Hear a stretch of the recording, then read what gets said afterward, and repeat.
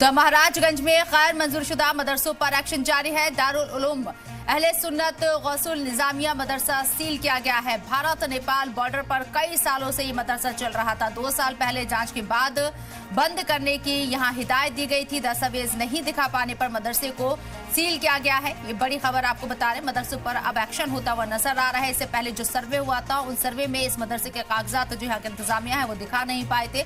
उसके बाद इस मदरसे को बंद करने की हिदायत दी गई थी और अब इस मदरसे के ऊपर एक्शन लिया गया। उत्तर प्रदेश की योगी आदित्यनाथ सरकार के द्वारा अवैध तरीके से संचालित मदरसों पर कार्रवाई लगातार जारी है।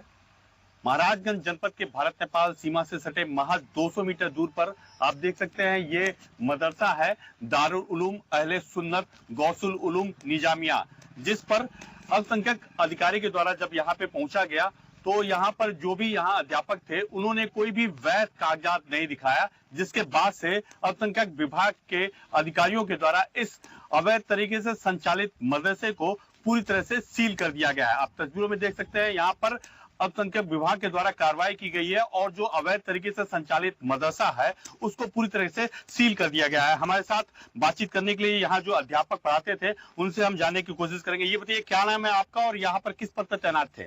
मेरा नाम मोहम्मद शोएब है। मैं ग्राम हरिया पंडित पोस्ट लालपुर थाना पुली बाजार जिला महाराजगंज का रहने वाला हूँ। मैं यहाँ अकेला अध्यापक हूँ। मैं बच्चों को पढ़ाता था। तकरीबन हमारे पास 35 से 40 बच्चे पढ़ते हैं और मैं छुट्टी करके चौराहे पे चला गया। उसके बाद 2 गाड़ियाँ आई अधिकारियों की, मेरा बुलावा हुआ, मैं आया तो उन लोगों ने मुझसे पूछा कि आप मदरसे को चलाते हैं? मैं कहा जी मैं यहाँ का अध्यापक हूँ, मैं ही बच्चों को पढ़ाता हूँ। उन लोगों ने पूछा कि इसका कोई कागज़ वगैरह है? मैं कहा जी रजिस्ट्रेशन हुआ है। तो उन लोगों ने पलट के सवाल किया कि नहीं मान्यता प्राप्त है कि नहीं? मैं कहा नहीं मान्यता प्राप्त नहीं है, बस ये है कि रजिस्ट्रेशन हुआ है मदरसे का। तो उन्होंने पूछा कि ज़मीन किसकी है? तो बिल इत्तेफाक जिनकी ज़मीन थी वो भी मौजूद थे प्रेजेंट में, तो उन्होंने कहा कि ज़मीन मेरी है। उन लोगों ने उनसे सवाल किया कि ज़मीन आपकी है तो आप अपने ज़मीन में कुछ भी कराएंगे? आप ज़मीन दिए मदरसे के नाम तो कम से कम मदरसे के नाम से रजिस्टर्ड होनी चाहिए ज़मीन।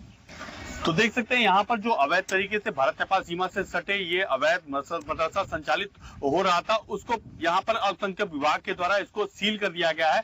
यानी कह सकते हैं कि योगी सरकार की जो मंशा है कि जो सीमावर्ती क्षेत्र में जो अवैध तरीके से संचालित मदरसे हैं उनको पूरी तरह से सील कर दिया जाएगा। अमित त्रिपाठी, जी मीडिया, महाराजगंज।